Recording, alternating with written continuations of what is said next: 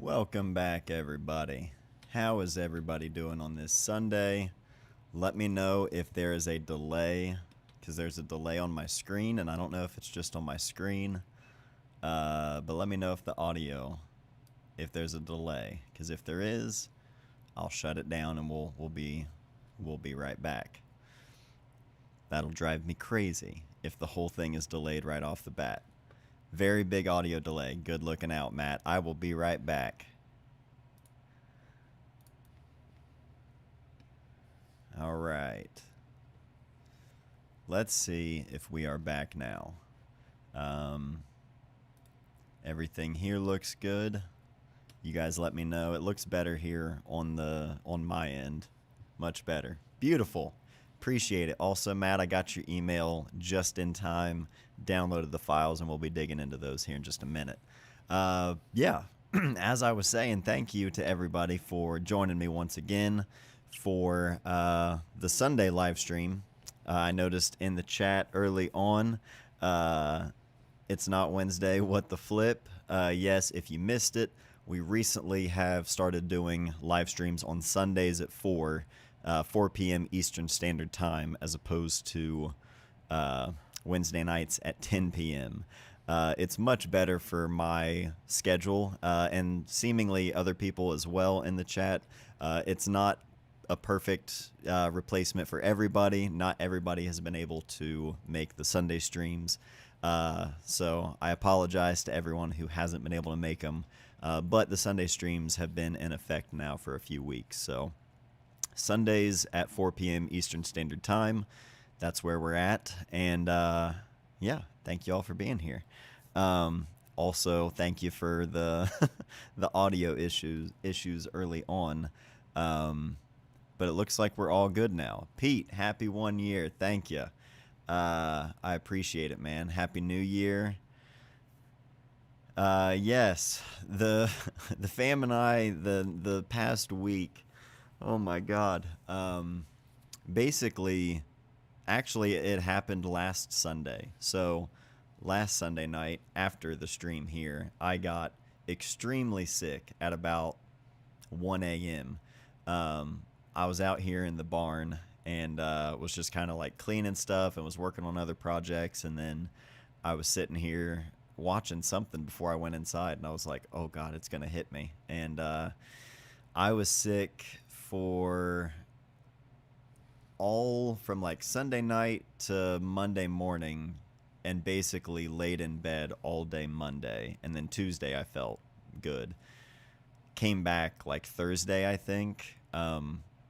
It went from me and to Nora, and then Elliot, and then Molly. Molly had a trip to the ER on New Year's Day because it hit her really bad.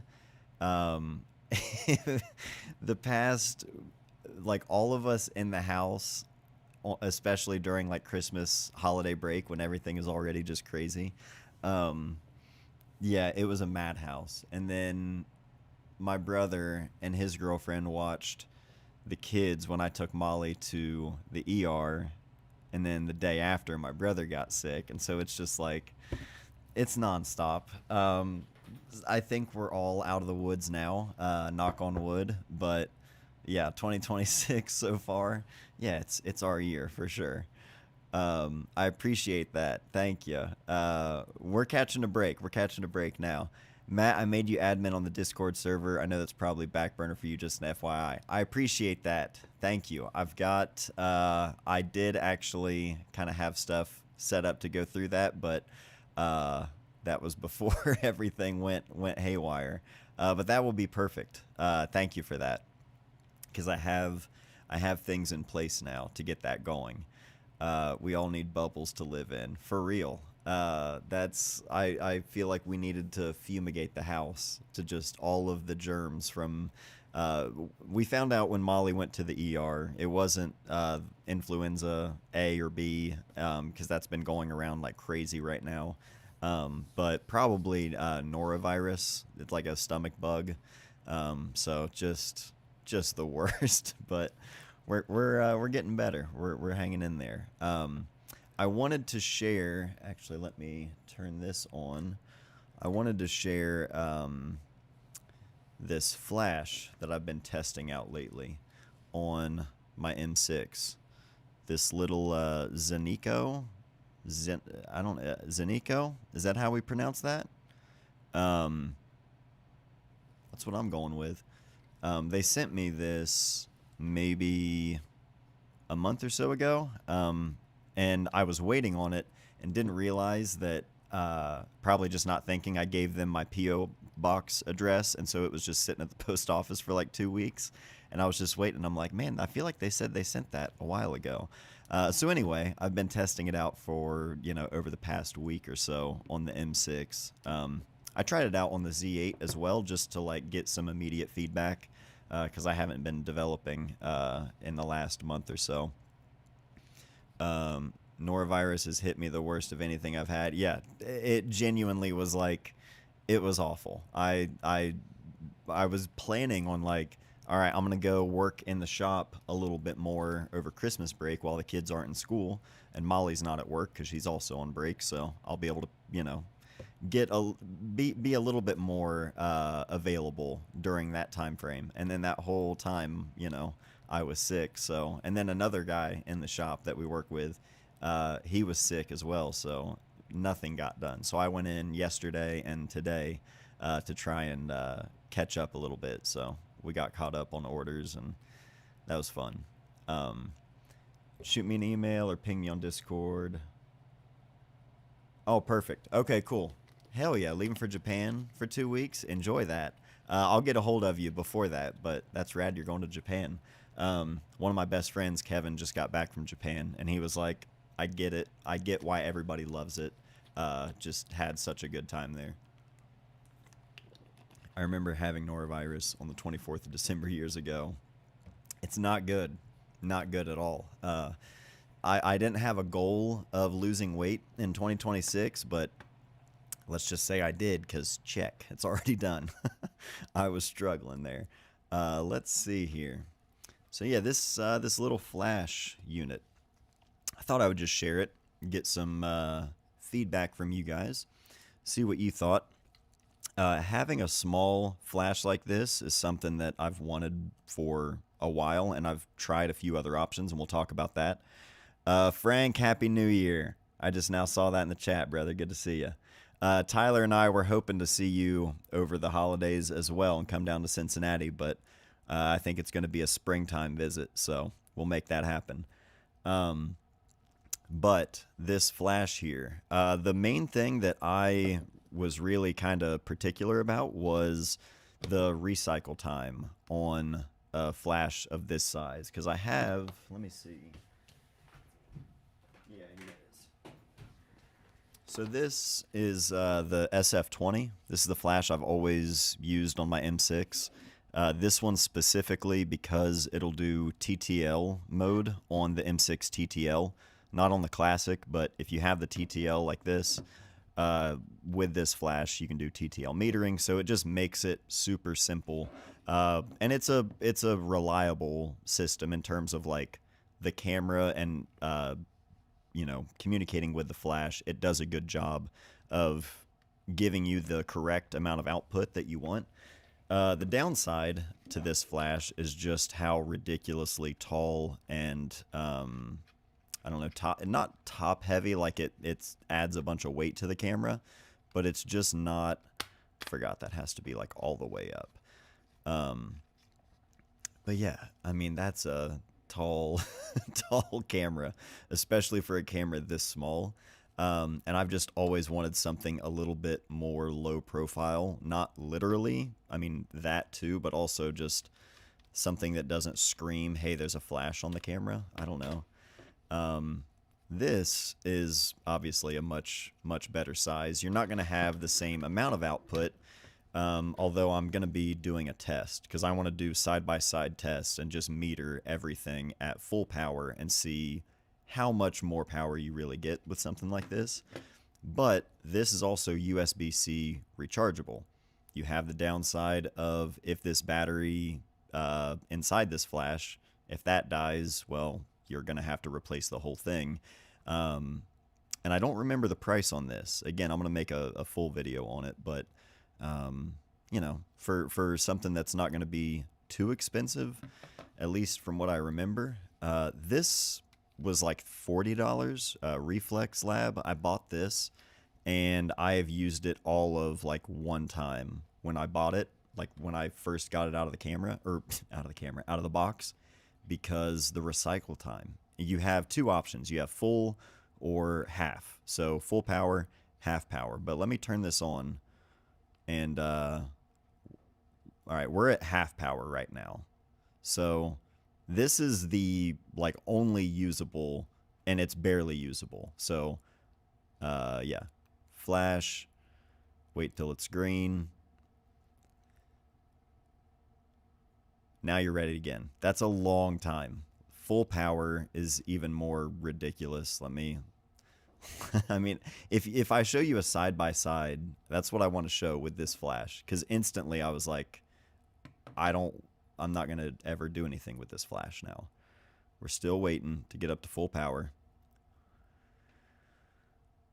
Okay, now we're ready. So flash, and we're just going to let that go, and I'll keep talking, and you'll see how long it takes to get the full power back for recycle time. Still going, and let's just, this flash also, still going, not ready yet. There we go, now it's ready. That's unusable in just about 99% uses. So here's this flash, full power, turn it on, all right, flash, and we're ready. So that quick, full power, I mean, it's like day and night compared, you know, from full output. And I've tested the actual flash output of these, like side by side. I haven't done everything by the numbers yet, like I'm going to do, but it's not even comparable. So this flash, on top of the obviously much faster recycle time, you've got full control from full power all the way down to 1/64th, or you can put it in auto mode. So essentially, set this dial, your ISO right here, or your film speed. So in my M6, I've got it set to 400, and if I wanted to shoot something at, say, f2.8, I'd leave it at f2.8. If I was shooting at 5.6, I turn the dial up to 5.6.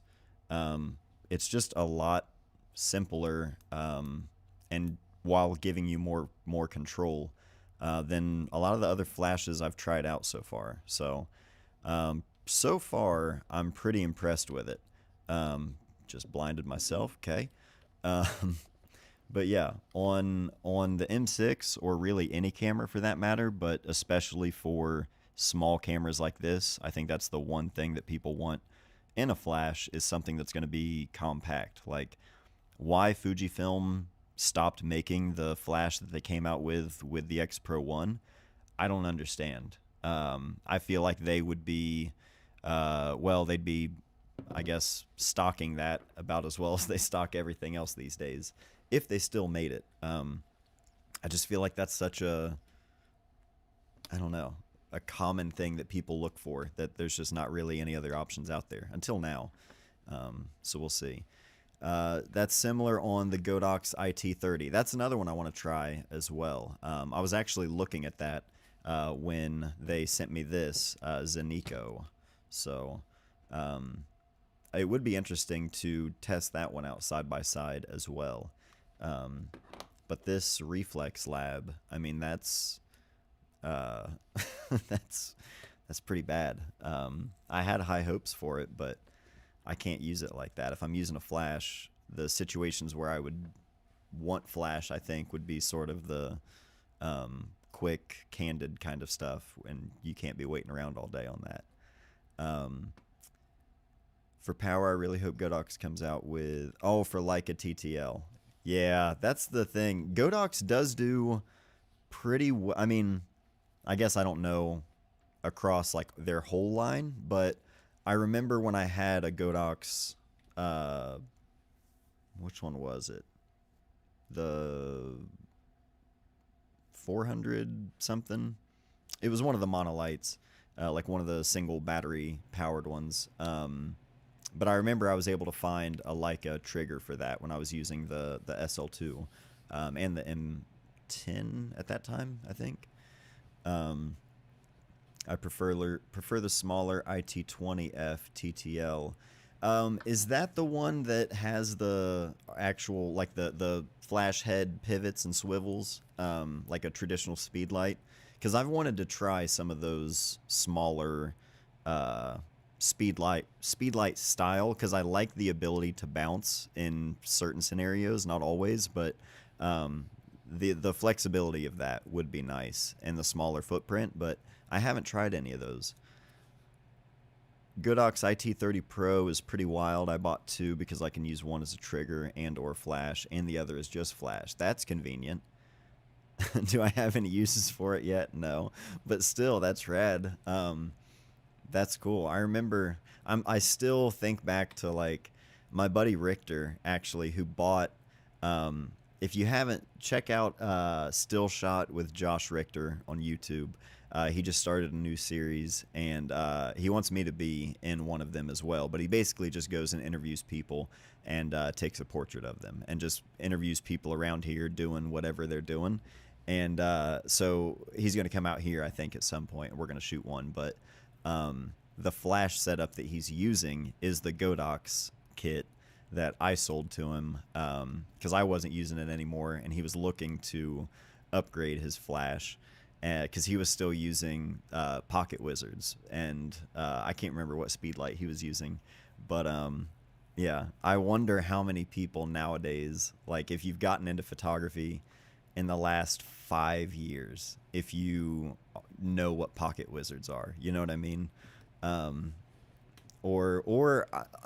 Sometimes I wonder if people remember Paul C. Buff and Alien Bees, because that was like my intro to off-camera flash. I had a Nikon speedlight for my D60. SB... What was that one? I can't remember. It's been so long. Pocket Wizard, that's a name I haven't heard in years. Seriously, like... that and, yeah, the Paul C. Buff, the Alien Bees, and I can't remember what the trigger on for the Paul C. Buff, the Alien Bees was, but like the Vagabond battery pack and all of that stuff. I think it was an SB 700. Now that I was wondering, I couldn't remember if it was like 70 or 7. It might have been an SB 700, if that was around in like 2008.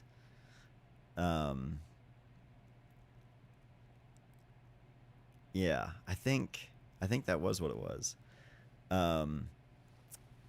Yeah, the Pocket. I can't remember. I feel like Paul C. Buff had. I feel like the transmitter and receiver that they made did the same thing that a Pocket Wizard did, but they made it and sold it with all of their stuff. I can't remember what it was called though. I remember I left it, or it wasn't in my camera bag for a shoot once, and CyberSync. That's it. Yes. Damn. That's a deep cut. Yeah, I completely forgot what that was called. But yeah. Yeah, that was, man, I wish all of those years, 2007, 2008 to 2010, maybe a little bit of 2007, all of that is lost. All of the digital stuff that I shot. All I have is not even the negatives, but just my 4x6 prints from Walgreens. But all of that stuff was lost on hard drives when I didn't know what I was doing with, properly backing things up. And it's such a bummer, because that's like such a fond time in photography for me. Like when I look back, those years specifically, when I was just shooting nonstop, and it was all portraits and bands and live music and a lot of off-camera flash stuff. It was just so much fun.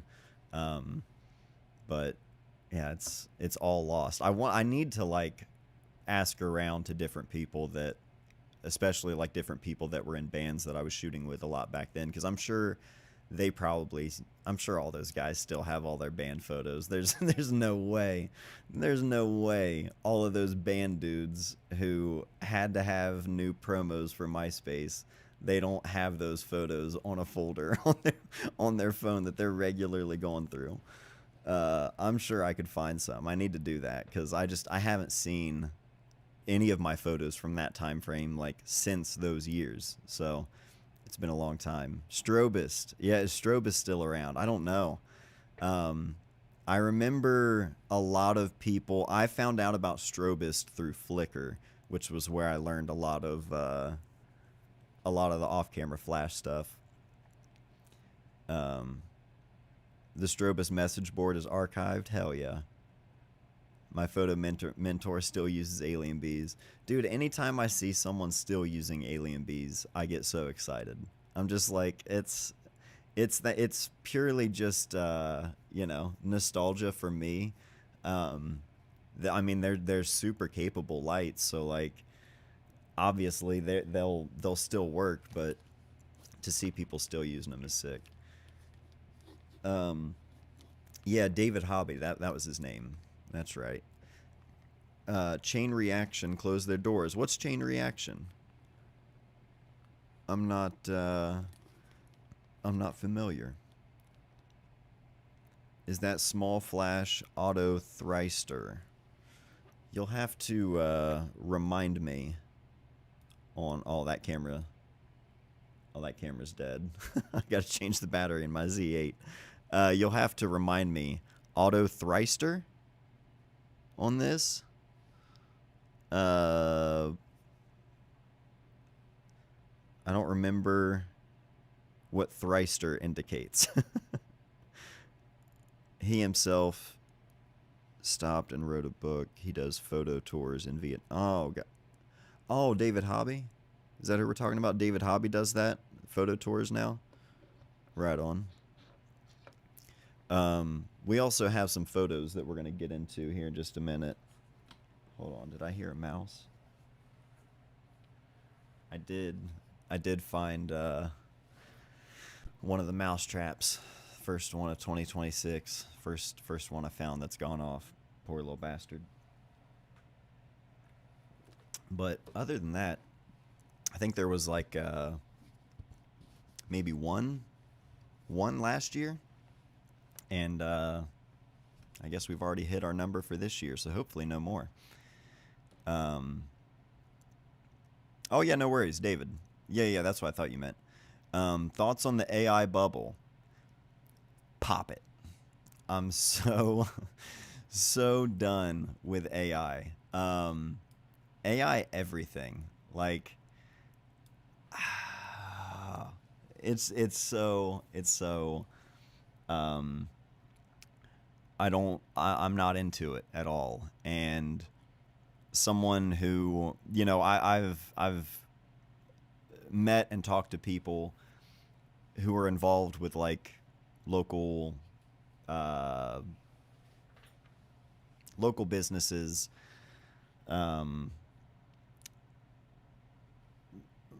economic development, all of that kind of stuff. I've gotten to talk to a lot of people, and I know people want to think the best and want to have hope.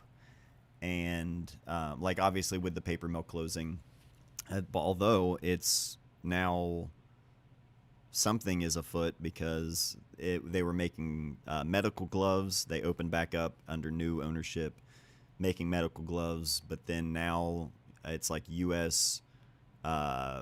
There's some sort of paper manufacturing that seems to be coming back. They haven't like really said a lot yet, but they've sort of made some sort of like stay tuned things, announcements or whatever.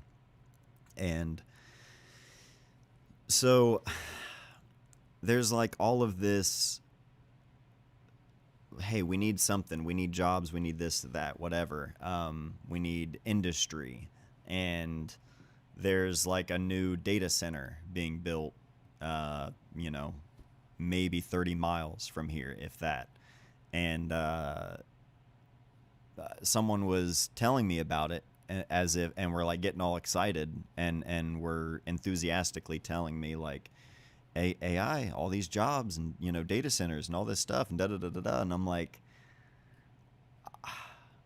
I understand wanting like something, but I just don't think people fully understand what, like, just zoom out from the little microscope and see what we're doing at a large scale, what these data centers are doing with the water to all of the surrounding areas, what the AI is doing to jobs. Like, it just feels like the most self-inflicted demise.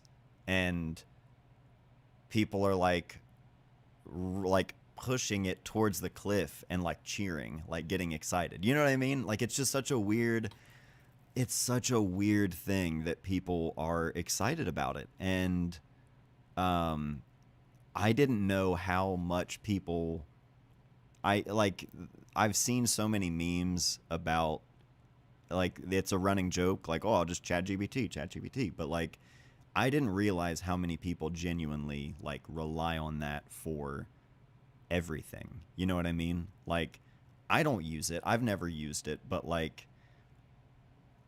I understand the idea of, I mean, kind of, because like it's Google in a different face. Dude, I could go in so many different directions. I'm trying to stay on track here. It's just like, I don't understand why do we want something else to like live for us in every capacity, you know? It's just mind blowing, and there is no future in it at all. As my dad would say, there ain't no future in it. That was one of his regular sayings. And there really isn't. There's like, I don't see it at all. And I want it to all go away. I want so much of the internet and social media and everything, knowing that like my job and how I make an income through my YouTube channel is directly tied to that. Like, if it takes me finding a different job to reset this shit and get things back on track to where people have to learn things and they have to adapt and like make things and learn how things work and fix things and build things. Like the trade school that is just a few miles down the road, I hear from people all the time about like programs that they're just closing down entirely because they're not getting enough students who are interested to take certain classes. And it's like very essential things, you know? It's the jobs that no one wants to do because it doesn't look cool on social media, but it's like so much of the trades are just disappearing from people who aren't learning it. And it's, yeah, I mean, like, I'm sitting here, I'm a photographer, you know what I mean? And I'm making YouTube videos. So like, I'm not a person working in the trades, so I can't speak, I guess, but it's just like to see the statistics going down and just thinking about my future and my kids' future. It's really weird. The whole AI like bursting onto the scene and then everyone just like ramping it up full throttle, like the floodgates are open. You can't put that back. You know what I mean? So, I don't know. It's weird. That's on a broad scale.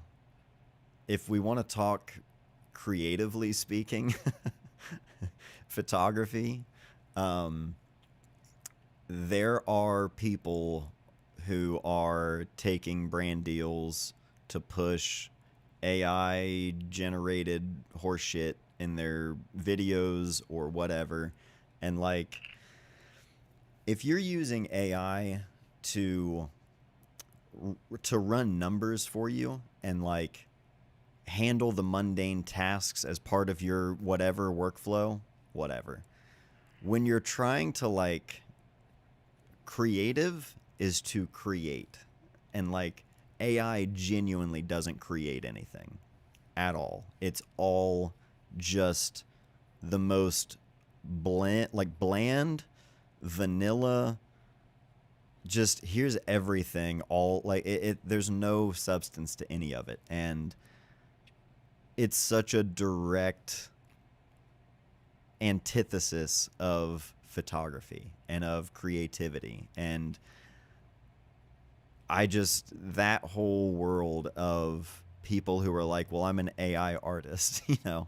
I think we talked about it. It came up maybe last week. Aperture.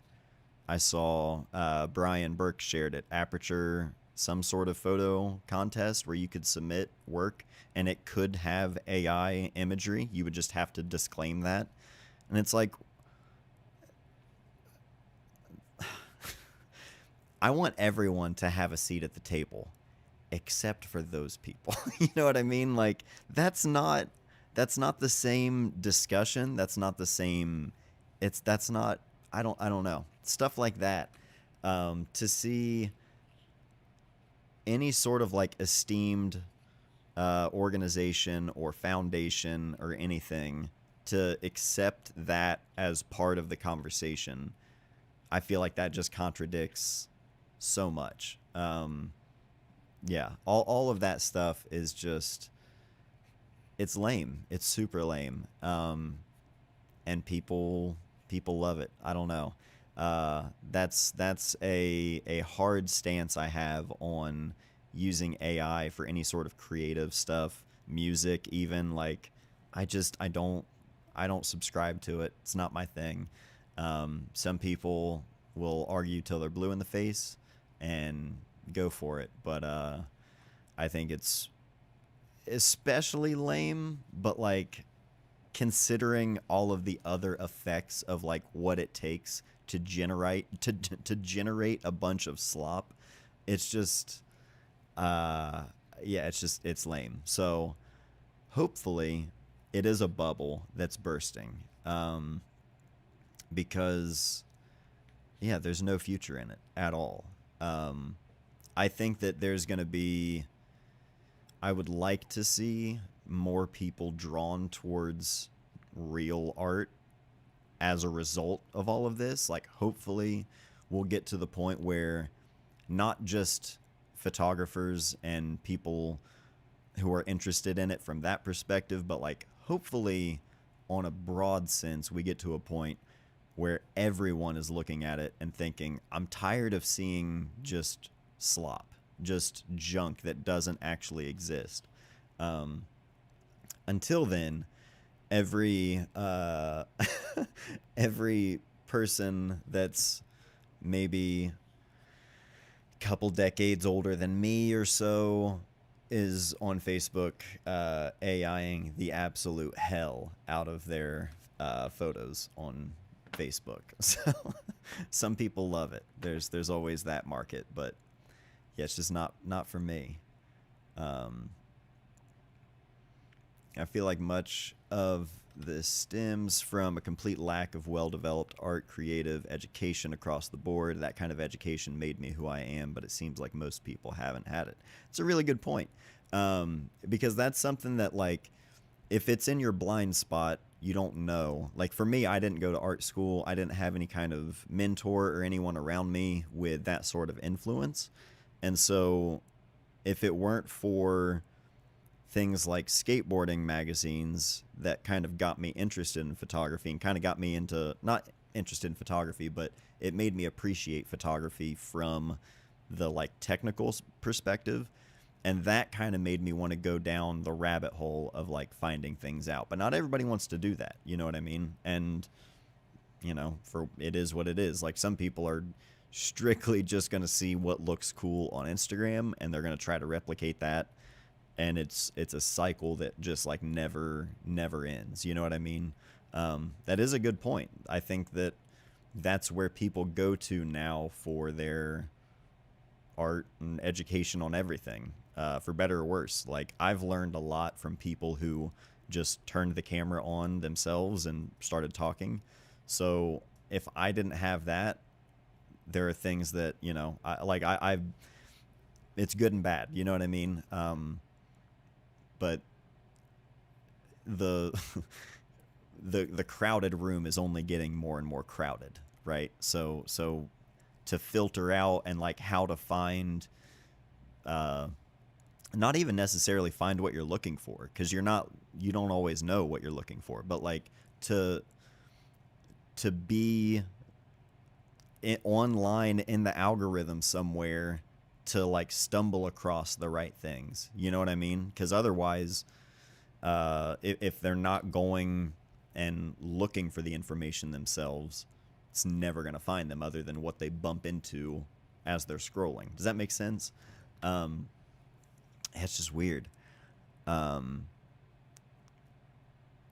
me see here. I'd argue critical thinking skills are more important than creative education, though critical thinking often leads to the arts. I think creative education is a great way to instill those in folks who might not develop those skills elsewhere.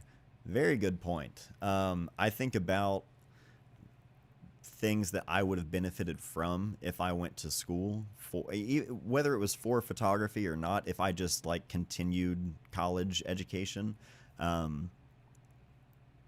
I think about that. I think about playing sports when I was a kid. Like, I was such an anxious kid, and the idea of playing any kind of sport was like no way in hell. Whereas my brother played every sport imaginable, and through my own kids and Elliot, and seeing him playing football, knowing he's just like I was and he's as anxious as I was, but seeing him push through that and encouraging him through that, because it is, you know, it's a challenge for him, but I think about what those kind of things would have benefited me if I did push through that at a younger age.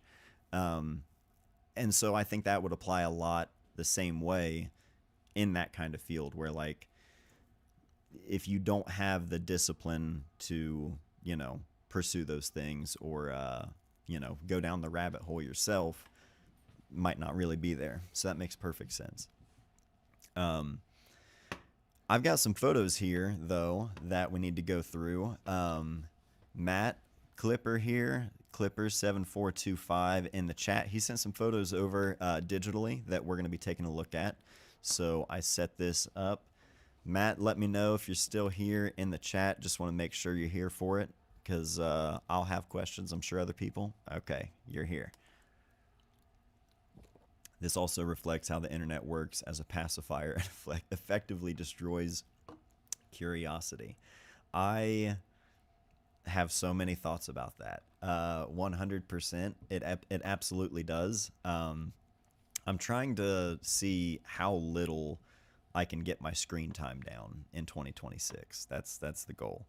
Let's go here. We got photos that I'm going to pull up, and this is from Matt Clipper here in the chat. He sent these over, and he mentioned that he's been shooting some mountain biking, which is out of his comfort zone, something new to him, which is rad to see. This first one right here, I noticed, so the first thing for me, which I notice, and I'll explain from my skateboarding background, because I'm not a mountain biker at all. It's terrifying to me. So for me, this may not be a part of their vocabulary or visual vocabulary, I guess. Okay, Matt says, this is for a bike shop I ride with. I've shot several races, but this is the first stage one I've done. I lugged up a strobe and everything. Hell yeah. Let me see if I can add... one sec. Come back to me for 1 second. So that's this source. Okay. I'm going to try to bring the chat up on this screen real quick. Is that a browser? Yes, it is. Look at this. Sometimes I know what I'm doing. Okay, this is with the Z7 and the new Z24 to 70. How do you like that new one, Matt? Because that is a lens that I want to add to my kit, and I was going to buy the first version, and then the new one came out, and I was like, I'll just keep saving, and I'll get the updated version, because with it being lighter, a lighter body, and also the lens zooms completely internally, so the lens doesn't shift or change balance if you're on a gimbal or anything. Yeah, I like that. So, hell yeah. Good to know. I'm excited to try that one. But this photo, as we were saying, the first thing that I noticed is I can't see the full scale of what's going on outside of the bottom of the jump here, or like where the landing is, I should say. And for me as a skateboarder, I always think about showing top to bottom from landing to from basically where they're taking off to where they land. And so I don't know if that's a thing in mountain biking. For me, it would, like, in my mind, I would want it zoomed out just a little bit more to give some scale for the size of the jump, maybe.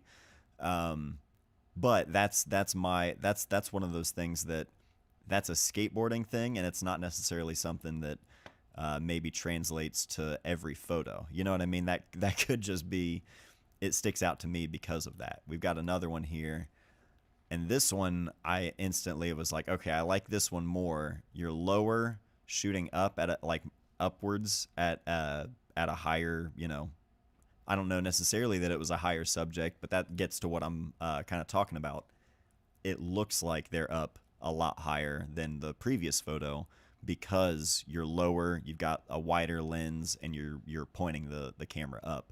So that immediately makes everything look bigger and more impressive, and that's what they want in the photos is, especially, you know, with skateboarding, that's the running joke, is like you want to make the spot look much bigger than it actually is. So yeah, I love the wider angle here, and from lower below. He actually had to borrow my jacket because he didn't have anything shop branded that day. Nice. Next one here, we've got a couple different ones. These are more landscapes, and I like this one a lot. I'm assuming this was also with the Z7, but it immediately made me just want to go shoot nothing but black and white film and push it. And the contrast is just great. Really, really love this one. I don't know where this is. If you could tell us in the chat, that would be awesome. But I really like this one. That kind of high contrast look is something I've been missing. I've been shooting so much color as I've been shooting more digital over the last year. And so far in 2026, the only camera I've been using is my M6. And I think I'm going to try to keep it that way. Obviously the Z8 for video and work stuff, but trying to just get back to what I've always preferred, and just M6, black and white, and just try to hang on to that as much as I can. And immediately when I saw this photo, I was like, yes, this is where my head is at right now. This is the Desert Rain. This is called Desert Rain from New Mexico in 2022 with the Z7 II and the old 24-70. Yeah, the Southwest for sure. Managed to be in New Mexico for one of the 3 days a year it rains. Love it, man. That's awesome. Matthew in the chat, cheers from Poland, just joined. I usually watch a recap later, but I'm lucky today. Well, hey, if this is a good time for you for live streams over in Poland, we talked about it at the top of the stream, but this is the new time slot for the weekly live streams. So every Sunday at 4 p.m. Eastern Standard Time, that's where we'll be. So glad you could make it. We've got one more photo here from Matt, and this is... I think this one, I saw the title, but I can't remember where this one was. But this is beautiful as well. I really, really like... I wish you could see my cursor on screen right now. That's probably a setting I could find later. But the very top, the really dark ridge up at the top of the frame, I love that. If that was cropped out, or if the sky just wasn't like that day, you'd have a completely different photo. You know, it wouldn't have the same kind of feeling with this just looming overhead. Really love that. at the top. This is called Sandia Valley from the Sandia Peak in New Mexico. I have it in black and white and color on my site, also in 2022. You know, we were just talking black and white and how much we love that.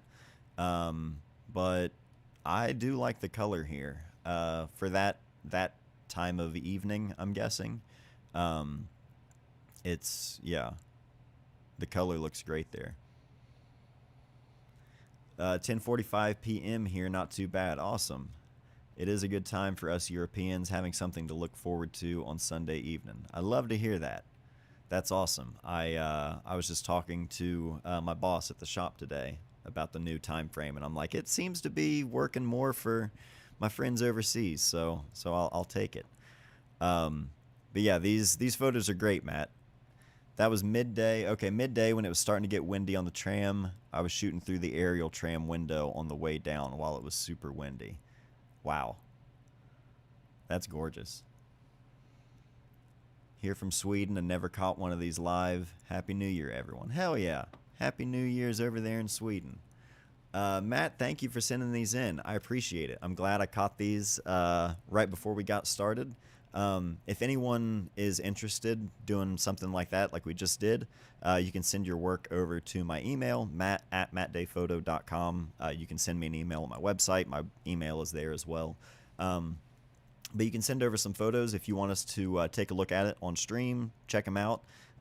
It's always a fun time. People send in work to my P.O. box as well, zines, prints, anything you want to just share with the rest of the stream with me. We look at those. We look at, you know, work submitted this way now as well. It's a lot of fun. I enjoy that kind of stuff. So absolutely, Matt. Thank you. Thank you for sending it in, man. I appreciate it. I would love to do more stuff like that. So if you guys have more stuff that you want to send in that way, just send them on over. You can send me a link to a Google Drive or email the files themselves, whatever you want to do. Yes, absolutely. Matt says, can I post my website link? I'd love everyone's feedback. Yes, absolutely. Post that in the chat there, and anyone who wants to check it out, you can do so as well. Yeah, that's what it's all about. I wish one reason I was talking to my Matt Seal, who was here last week. He walked in and saw all of the camera bags that I have currently hanging up on the shelf. And I was like, I wish this barn wasn't my home address, because then I could just say, hey, everybody, my doors are open from this time to this time. I'm having a yard sale. Come buy all of this shit that I don't need, because I just have too many camera bags and random little things that are just taking up space and that I don't have any use for. And so if this was like a brick and mortar shop, if I had a camera store or a bookstore and I could just have a monthly party or something and just have people come hang out, you could share your work and bring books to look at.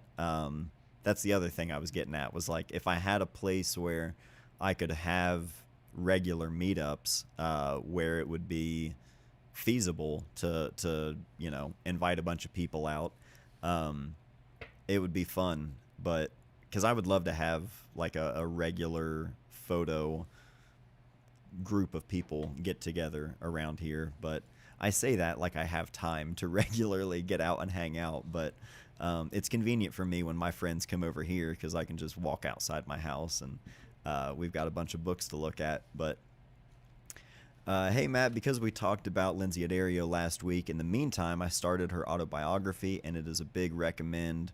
What a Woman / photographer. I will check that out. I wonder if there's an audio book of that I could listen to when I'm in the shop. That would be awesome. If anybody has any audiobooks that you'd recommend, books that, if you know me, you think I would like, whether it be a novel like fiction or history, psychology, anything, send me some book recommendations, audiobook recommendations. If I can listen to it while I'm sanding at the shop, that's even better. Otherwise, I'll just be singing and dancing to Tim McGraw. by my choice. That wasn't that wasn't me saying someone else's music. That is in my AirPods. I'm just belting out "Don't Take the Girl." Can relate to the hoarder problem. I never seem to get to the time to sell that stuff online. We have a group for analog people that I can randomly drop things though. That's rad. Yeah, I just there's too much. There's just too much stuff, and the camera bags. I'm a full camera bag hoarder. I used to give my mom so much shit when I was a kid about her purses because she would just have a wall, not a wall, but like on the back of her bedroom door, all of her purses, and she would regularly, I'd walk in her room and she would just be moving everything over to a different purse, and I would just always laugh, and I do the exact same shit on a weekly basis. Project Hail Mary by Andy Weir was great. Andy Weir is who wrote The Martian, is that right? I read that one. I think that's Andy Weir. That was a really good book. I'll check that out. Oh, and you're listening to the autobiography or audiobook of her biography. Perfect. I have plenty of book recs for you. Molly's in the chat. Molly is going to recommend some sort of what was she reading the other day? I don't know. She's watching that Heated Rivalry, I think is what it's called, the hockey show on HBO. She said she wants to record me and record my reaction watching that show. So we'll see if that happens. I don't know if there's an audio book of it, but Robert Capa's memoir of his experiences in World War II. Oh, I'll have to look into that. I haven't read that. Don't Take the Girl was the first song I remember making me cry as a kid. Oh, dude, it's so heavy. It's so heavy. Yeah, Tim McGraw, like, he had so many absolute bangers and so many just good emotional songs. Absolute legend. Same author as Martian. I thought so. 8:50 a.m. here in Sydney on a Monday. Great, slow, and real start to the week for me while I'm prepping this week's dinners in the kitchen.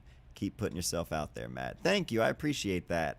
Good morning over there in Australia. Prepping this week's dinners, and that's something Molly and I keep saying we need to do, is just actually meal prep at the beginning of each week, because we've been saying we're going to do that for I don't know how many years now, but it would save us, because it'll hit me at like 4 or 5 o'clock, and I'll realize I haven't eaten anything all day, and I'll be wondering why I feel like I'm, losing my mind. Robert Capa, Slightly Out of Focus. I do remember that title. I've heard the title before. I've heard someone recommend that before, because I immediately recognized the title. I'll have to look into that. Good looking out. Yeah, that's there's Sally Mann. She has a new book out. Is it called Artwork? Like two separate words, I think might be what it's called. But she has a new book out that I really want to read as well. I've always loved Sally Mann. But yeah. What was that other one though? I was trying to think of the book Molly was reading. I don't know, some sort of, fairy love. Something like that. The books, what's the last book I read? I think the last book, like fiction book I read was what is it called? Final Girl Support Group? Is that what it's called? Grady O. Hendrix? Is that his name? I always, when I go to type a name, is this keyboard? Hey, my keyboard's not even on. When I go to type a name, or when I go to think of a name, I'm like, Grady O. Hendrix? The second I commit to it, I'm like, I made that name up. That's not a real person. O. Hendrix. I think I added the O part. So it's just Grady. It's just Grady Hendrix. Yeah, it's just Grady Hendrix. O. Hendrix would have been way cooler. Final Girl Support Group. That's the book I read. And that one's pretty good. If you like horror movies, like the 80s slasher, campy kind of stuff, and the final girl, like that's what it's about. It's about that sort of thing. The women who survived these sort of like horror movie style slasher movies, like they actually happened. But it's a good book. I like that one, and I like any sort of like mystery or horror books as well. Artwork is on my read list. Yeah, I thought that was the name of that one. I need to check that one out. Good for Sanding. This is how you lose this. This is how you lose the Time War by Amal El Mathar and Max Gladstone. Superb short sci-fi. Hell yeah. One of my teachers when I was in like 7th grade started a science fiction like book club type thing. But it was like it wasn't like it was like an elective kind of class that we took. And we read science fiction, and I don't know if anyone knows the author Jack McDevitt. Man, my teacher, and now I'm blanking on my teacher's name. Holy shit. How am I forgetting his name? That's crazy. I feel so bad. He's going to be bummed that I don't even remember the name of the book, but Jack McDevitt, there was a sci-fi author that we read one of his books, and then he set up a call with the author, and the author like conference called us. We were all sitting around a speakerphone because it was, back then. This was like 2004. But we all got to like ask the author different questions and stuff, and it was really rad. But a bunch of people essentially rallied against that teacher and got him fired because he said that he was a Democrat, and he spoke about his he said he was a Democrat in front of the students, and you can't poison the children's mind, obviously, so get out of here. Man, I can't remember his name. That's bumming me out. But he was great. He was like one of my favorite teachers and actually did cool stuff. I don't want to spoil it, but the way they chose to tell the story is so unique, just catches you. Good looking out. My rec is Demon Copperhead by Barbara Kingsolver. Amazing fiction about growing up in Appalachia. Really emotional and endearing. Appalachia, anything Appalachia, obviously I'm all for. Although a certain someone wrote a whole book about Appalachia and a eulogy of sorts. Like they know what they're talking about. Let's see. The City in the City is a good crime mystery sci-fi read. I remember it being coded as weird fiction on Goodreads. Hell yeah. Speaking of classics, Leonardo da Vinci by Walter Isaacson. Okay. Speaking of classics, I watched The Never-Ending Story with my 7-year-old yesterday. It was my favorite movie when I was younger. Did you ever have that book when younger? I never had the book. I remember the movie, but I never read the book when I was a kid. I remember The Never-Ending Story 3, I think it was, had Jack Black in it. Look it up. Must-read sci-fi, The Three-Body Problem Trilogy. What an epic story. Hell yeah. It's been a minute since I've read some sci-fi, but now this is making me want to read some. I think the book that Trev Lee is always telling me to read, Red Rising. Is that a sci-fi book? I'm pretty sure it is. Yeah. I think that's what it was. Heard Hellbilly. Had to look and see who was saying that. Yeah, Hillbilly Elegy, Tyler. I'll order you a copy. Oh, shit. My wife loves that series. Yeah, the Red Rising, I think that's the one. I'm pretty sure that's the one that, I'm pretty sure that's the one Trev, unless I'm mistaking it for one. I don't think it's one Molly was reading. Yeah, I'm pretty sure that's the one that Trev was reading and was telling me about for a while. I need to find some new books, though, something new to read. So I'm going to look into some of these science fiction books because, like I said, it's been a minute, and I need something new. Does it come? Comes with eyeliner. Comes with some faux leather that you'd rip off of a couch. The Dispossessed by Ursula K. Le Guin is gorgeous. The Dispossessed. Damn, there's a lot of recommendations. I'm going to write that one down too. Okay, got that one pulled up. Yeah, I'm going to see. I'm like, the way I go back and forth on audiobooks or like audiobooks or physical reading books. I love sitting down with a book.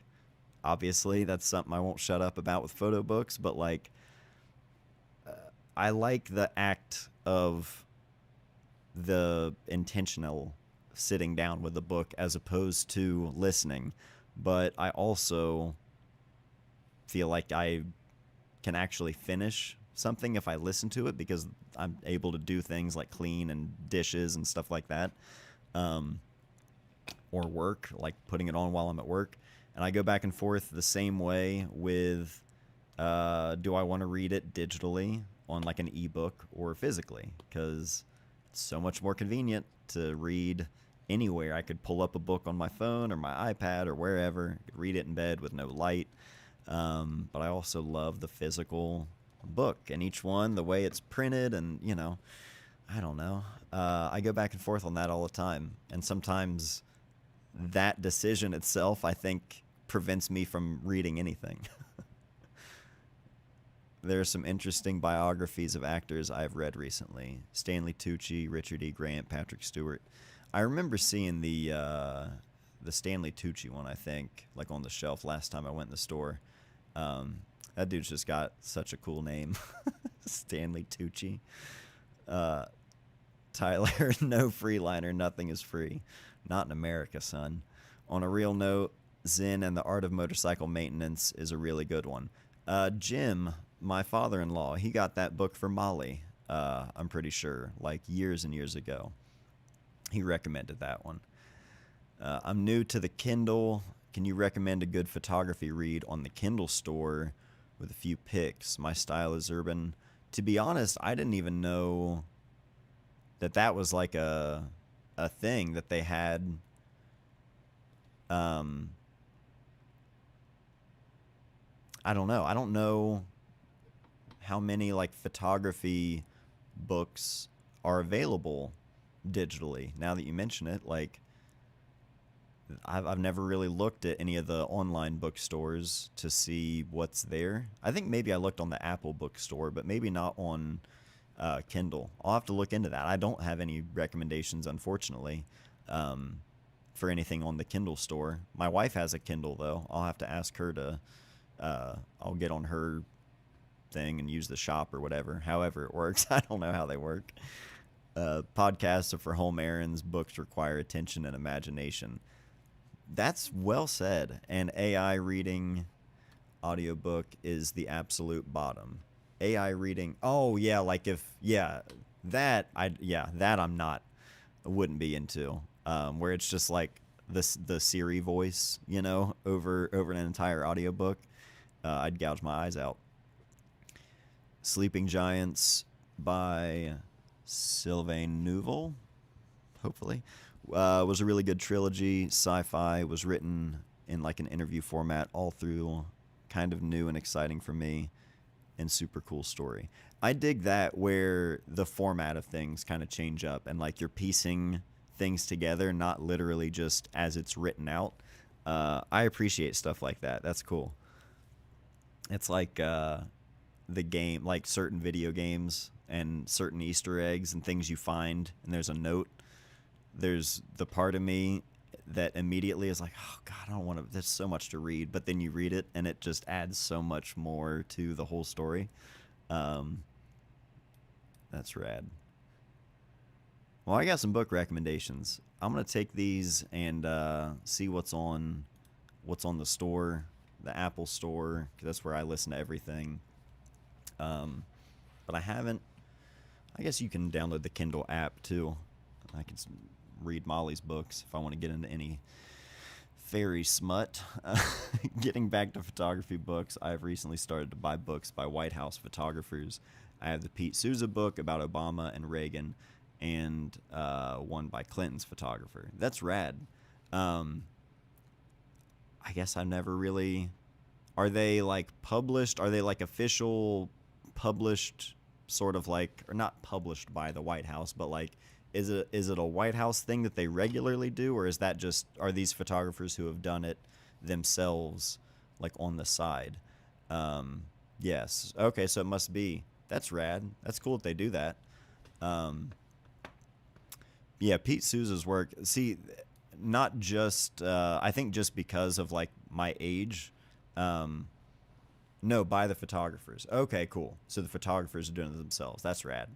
Uh, Pete Souza's work was like the first time I knew of a White House photographer, and I think just because he was the current, Obama was the president, like during the years that I was really diving into photography, and especially like looking into learning more about specific photographers. And I remember seeing his name like pretty early on, you know what I mean? And obviously for 2 terms, there's so many iconic photos of his.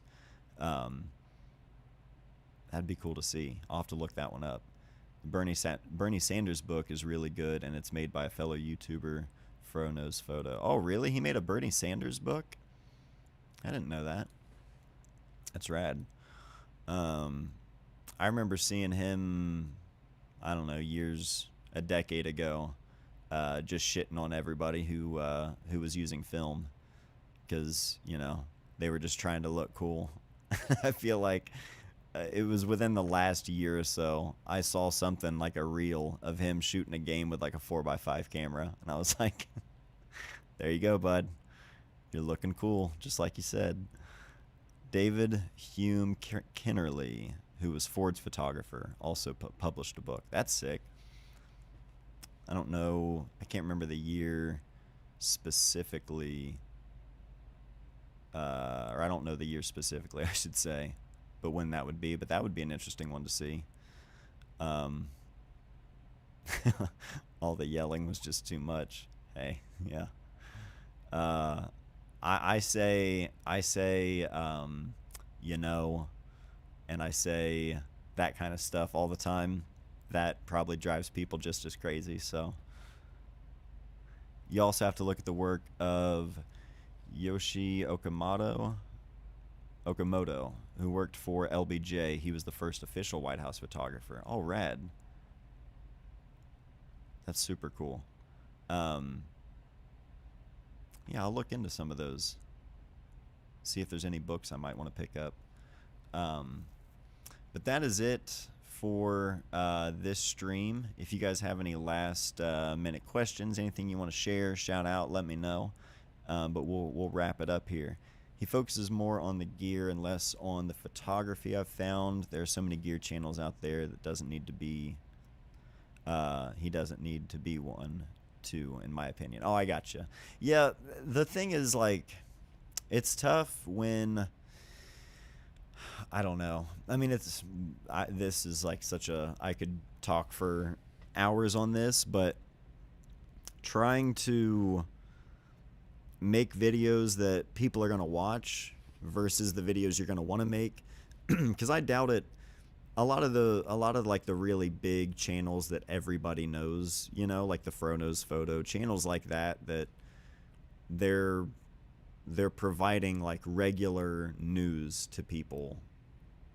Like that's how people engage with photography in a way now, is like by the news cycle with like new camera releases and shit. Like for some people, that's the kind of stuff that they're into. And so if that's what people are going to watch and that's what you want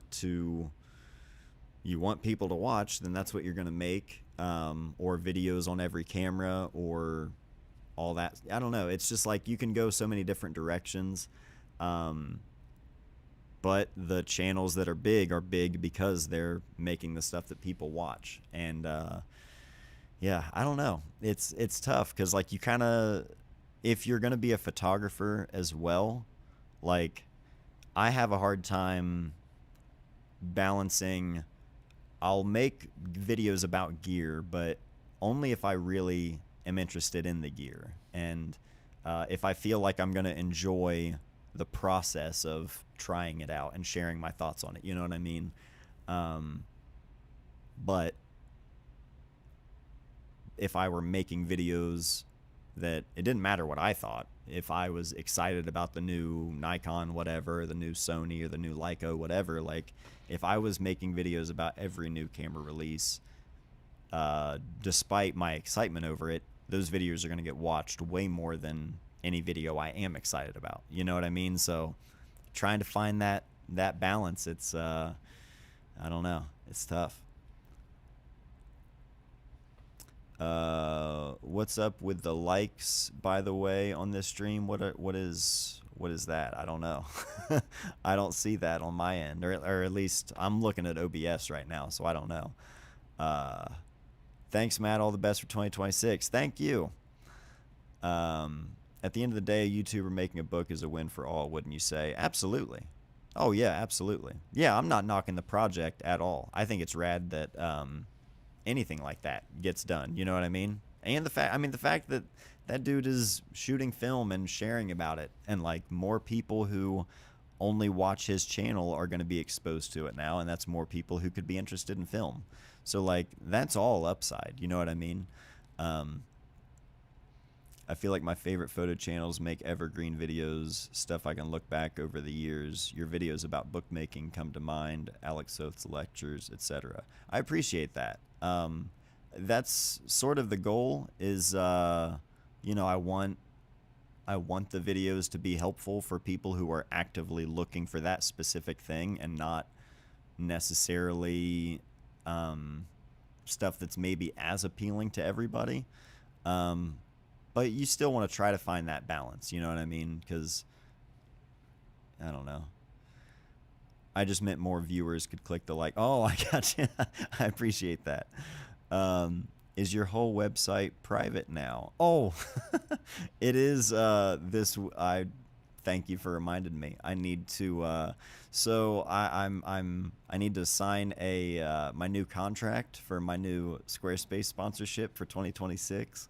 I need to sign that today and then send that back over, because part of that is my website is comped. That's part of my contract. So I can't just click renew, because you know they're gonna renew it for me. I'm save myself, you know, $50 or whatever. Give me a couple days. So yeah, I need to get that fixed. Thank you for the reminder. I'm gonna sign that over now. Time to try and get the 7-year-old to sleep. It was great watching the live. Good luck. Best for 2026. You as well. Good luck getting the little one to sleep. I know how it is. Your video style is closer to a fireside chat than a lecture, which I love. I appreciate that. That's good to hear. Squarespace hosts my site, and I love it. Hell yeah. Love to hear that as well. They've been great for me, obviously. I think you're doing a great job balancing stuff. Excited for your 2026. Thank you. I appreciate that. Tyler and I are working on the idea of basically a new episode of Archives every month, and we are going to go through all of these years of film. So each episode will be a single year of photography, and we're going to just literally start at the beginning and flip through, and if I see something that grabs my attention that I want to share, I'll grab it, we'll scan it, we'll talk about it. It'll be a trip for me to look back at all of these years at a time, but I think it'll be a fun video. I need to make repeatable videos that I don't overthink, and that's something that we know we can do easily, and film a few at a time so that way we can knock them out, and I'm not rushing to the end of the month for my sponsor deadlines like I have been the last 2 to 3 years, I want to say. Basically ever since we moved here and just daily life and everything changed, I've been just trying to keep up. And 2026, I'm going to try to build a better system for myself. And Tyler's going to be a huge help with that.